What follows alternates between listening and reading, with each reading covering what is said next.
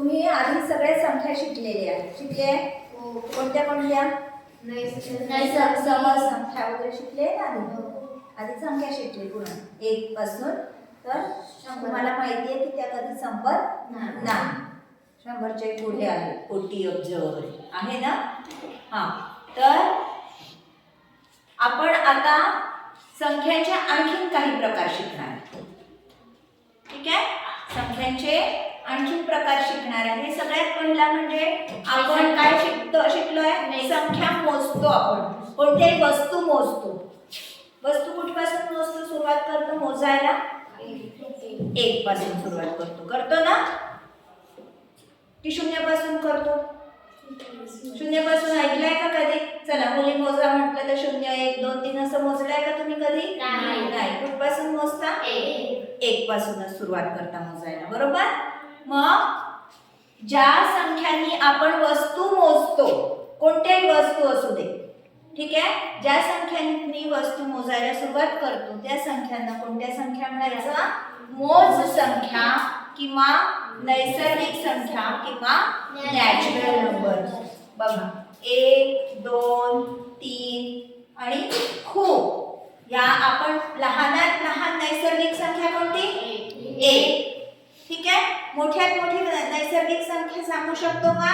नाही. मोठ्यात मोठी नैसर्गिक संख्या सांगू शकत नाही. ठीक आहे, समजलं नैसर्गिक संख्या? नैसर्गिक संख्या म्हणजेच नॅचरल नंबर म्हणजेच काय? तर ज्या संख्यांनी आपण कोणत्याही वस्तू मोजायला सुरुवात करतो किंवा वस्तू मोजतो.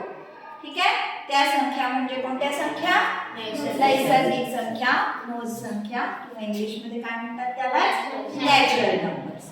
ठीक आहे, पण आता पुढे जाऊन आपल्याला आणखीन एका संख्येची गरज पडली, ती म्हणजे कोणती? 0. हो ना. दशक वगैरे तयार करायला, दशक शतक तयार करायला आपल्याला या शून्याची पण गरज पडली.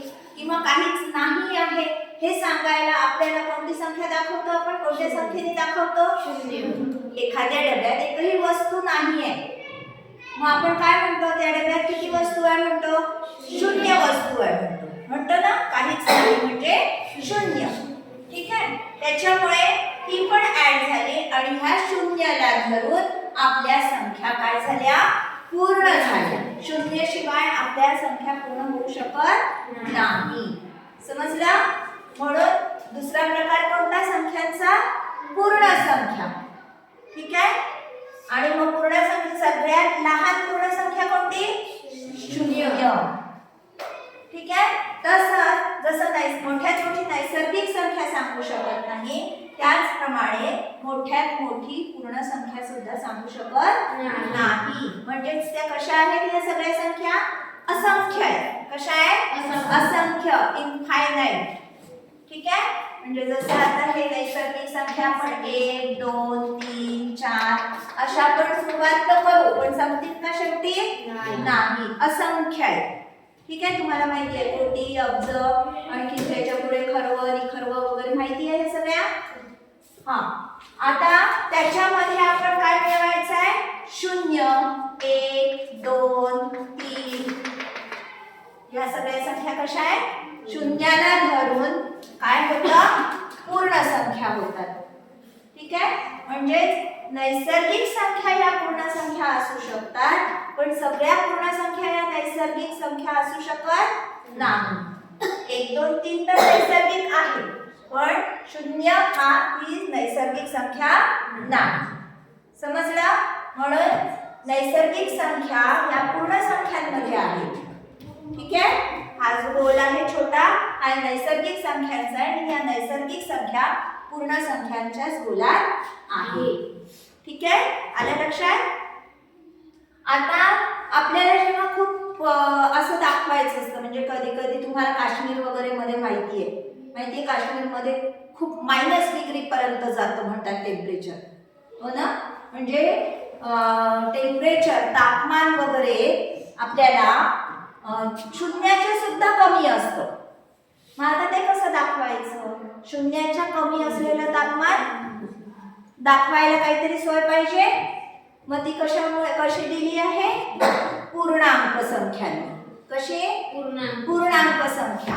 पूर्णांक संख्यांचे दोन भाग पडतात, धन पूर्णांक, ऋण पूर्णांक. पॉझिटिव्ह इंटिजर्स, निगेटिव्ह इंटिजर्स हे दाखवायला असं चिन्ह वापरतात. ठीक आहे? धन ऋण, पॉझिटिव्ह निगेटिव्ह हे सगळे इंटिजर्स आहेत. काय आहे? इंटिजर्स. बघा, ऋण 2, ऋण 1, 0, 1, 2, 3 हे सगळे काय आहे? पूर्णांक संख्या. म्हणजे धन पूर्णांक आणि ऋण पूर्णांक या दोन्ही संख्यांमुळे काय तयार होतात? पूर्णांक संख्या तयार होतात. ठीक आहे? आता बघा इथे नैसर्गिक संख्या या पूर्ण संख्यांमध्ये आल्या. आता ह्या पूर्ण संख्या या पूर्णांक संख्यामध्ये आल्या का? बघा बघा, या पूर्ण संख्या इथे आल्या आहेत. 0, 1, 2, 3, 4 आलं. म्हणजे नैसर्गिक संख्या पूर्ण संख्यांमध्ये आणि या पूर्ण संख्या कशामध्ये आहे? या थोडासा जो आणखी मोठा गोल आहे पूर्णांक संख्यांचा, तो मिळून काय तयार, ह्या सगळ्या संख्या मिळून काय संख्या तयार होतात? पूर्णांक संख्या. ठीक आहे? हे आहे धन पूर्णांक, हे आहे ऋण पूर्णांक. 0 तुम्हाला संख्या रेषा तुम्ही पाहिली आहे. शून्याच्या उजवीकडल्या संख्या आपण कोणत्या म्हणतो? धन पूर्णांक किंवा पॉझिटिव्ह इंटिजर्स. आणि डावीकडल्या संख्यांना काय म्हणतो? ऋण पूर्णांक किंवा निगेटिव्ह इंटिजर्स. ठीक आहे? पण 0 ही धन पण नाही, ऋण पण नाही, हे लक्षात ठेवायचं. ठीक आहे? आता जसं तुम्ही लहानात लहान नैसर्गिक संख्या सांगू शकले, कोणती आहे लहानात नैसर्गिक संख्या?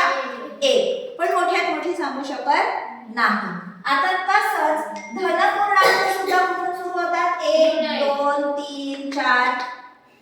लहानात लहान धनसंख्या, धनसंख्या लहानात लहान 1. हो ना? सगळ्यात लहानात लहान पॉझिटिव्ह इंटिजर कोणता? 1. मोठ्यात मोठा सांगू शकत नाही. पण ह्याच्या उलट ऋण पूर्णांक किंवा निगेटिव्ह इंटिजर्स आहेत. बघा, तुम्हाला माहिती आहे शून्यापासून जेवढं अंतर आपण तिकडे डावीकडे दूर दूर जाऊ तेवढी त्याची किंमत कशी होत जाते? लहान लहान होत जाते. शून्यापेक्षा तितकं लहान होत जाते. ठीक आहे? म्हणजे आता इथे काय म्हणू आपण? ऋण पूर्णांकांमध्ये ऋण 1 ही कशी संख्या आहे? कसा इंटिजर आहे हा? सर्वात मोठा. ठीक आहे? सर्वात मोठी ऋण संख्या किती आहे? ऋण 1. सर्वात मोठी ऋण संख्या कोणती आहे? 1. आपण हे ह्याच डायरेक्शनने लिहू. ठीक आहे? इकडच्याच डायरेक्शनने. इकडे लिहूच नाही, कारण इकडे दाखवतो ना आपण संख्या रेषेवर डावीकडे, म्हणून आपण असंच लिहू.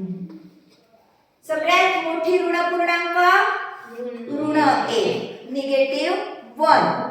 पण सगळ्यात लहान ऋण पूर्णांक संख्या सांगता येत नाही. समजला?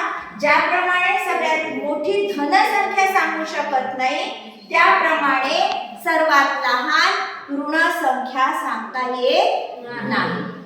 ठीक आहे? आलं इथपर्यंत लक्षात? पूर्णांक संख्यापर्यंत. आता ह्या सगळ्या संख्या मिळून आणखीन तयार होतात संख्या. पूर्णांकांनंतर आपण काय पाहतो? काही संख्या पूर्ण नसतात, आपण त्याचे तुकडे करतो. तशा संख्यांना कोणत्या संख्या म्हटलेल्या आपण काय म्हटलेल्या आपण नेहमीच्या वापरात पुष्कळदा?